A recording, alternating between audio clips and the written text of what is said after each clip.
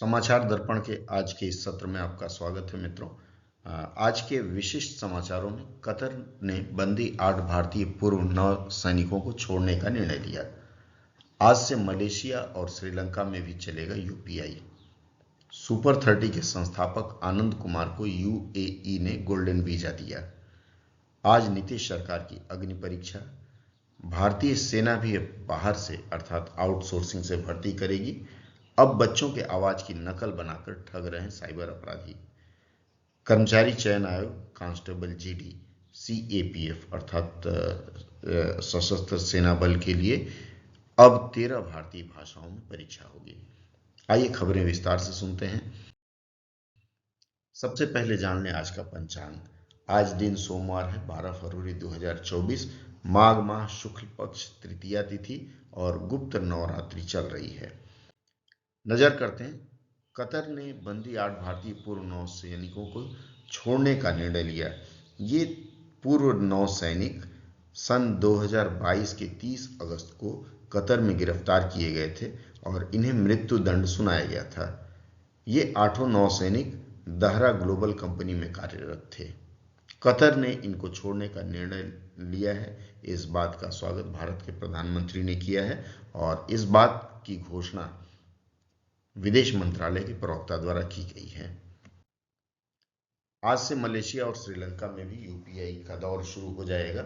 आज भारत के प्रधानमंत्री श्री नरेंद्र मोदी तथा उन देशों के प्रधानमंत्री तथा अन्य मंत्रियों की उपस्थिति में यूपीआई का इन देशों में उद्घाटन किया जाएगा। सुपर 30 के संस्थापक आनंद कुमार को यूएई अर्थात संयुक्त अरब अमीरात ने गोल्डन वीजा देने का निर्णय लिया है। दरअसल यह गोल्डन वीजा यूएई सिर्फ उन्हीं लोगों को देती है जो या तो विज्ञान के क्षेत्र में हो या फिर ज्ञान के क्षेत्र में हो, संस्कृत के क्षेत्र में हो या कला के क्षेत्र में हो। और पूर्व में बॉलीवुड के कई हस्तियों को इस तरह का वीजा दिया गया है, जिनमें शाहरुख खान, संजय दत्त आदि शामिल हैं। ये गोल्डन वीजा यूएई अर्थात संयुक्त अरब अमीरात ने 2019 में शुरू किया था, जिसके मिलने पर व्यक्ति वहां लंबे समय तक रह सकता है, काम कर सकता है और अध्ययन कर सकता है, वो भी स्वतंत्र रूप से। आज भारत के गृह मंत्री श्री अमित शाह जी ने अपने ट्विटर हैंडल @अमित शाह के माध्यम से एक बहुत अच्छी खबर दी है। उन्होंने बताया है कि कर्मचारी चयन आयोग कांस्टेबल जीडी की जो परीक्षा लेती थी वह अब 13 भाषाओं में होगी। देखिए, इन्होंने लिखा हुआ है, in a historic move the constable GD examination for recruitment in the CAPF will be conducted in 13 Indian languages besides Hindi and English which 48 lakh candidates will take. मतलब शीघ्र ही जो परीक्षा होने जा रही है उसमें हिंदी और अंग्रेजी के अतिरिक्त 13 भारतीय भाषाओं में भी परीक्षा होगी। यह बहुत अच्छी पहल है। इससे ऐसे विद्यार्थी भी सफल होने की आस ले सकते हैं जो अंग्रेजी अथवा हिंदी नहीं जानते हैं। आज नीतीश सरकार की अग्नि परीक्षा है और इस अग्नि परीक्षा में उन्हें विश्वास मत हासिल करना है ताकि वह बाकी का कार्यकाल पूरा कर सकें।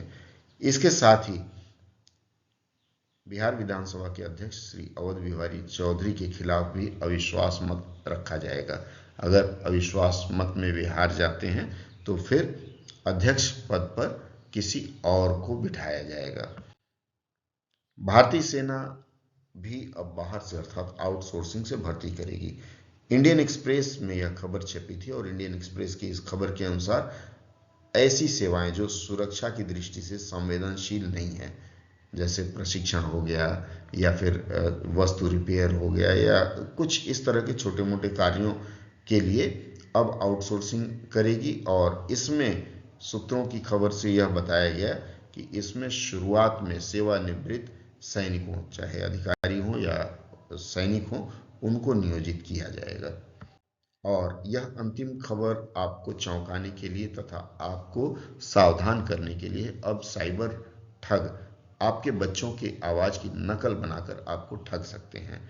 ऐसा देखा गया है कि साइबर ठग आपको फोन करते हैं।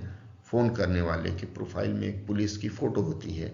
और उसके बाद वे आपसे कहते हैं कि आपका बेटा फला फला जगह है और मैं इस थाने से बोल रहा हूँ, आप तत्काल इतना रुपया भेज दीजिए, नहीं तो आपके बेटे को या जो भी है उसको हम नकली केस में फंसा देंगे। और उसके साथ ही उस बच्चे की आवाज़ सुनाई देती है, पापा बचा लो, इस तरह की। तो ऐसा कभी भी फ़ोन आए तो मित्रों, पुलिस से डरे बिना आप पुलिस के पास जाएं और पुलिस से इस बात के लिए सहयोग मांगें कि पुलिस आपकी रक्षा करे, क्योंकि ये पूर्णतः साइबर ठगी है। पुलिस कभी भी इस तरह का फ़ोन करके आपसे रिश्वत नहीं मांगती। सावधान रहें और हमसे जुड़े रहें। अगली खबर कुछ और अच्छी खबर लेकर के पुनः प्रस्तुत होंगे।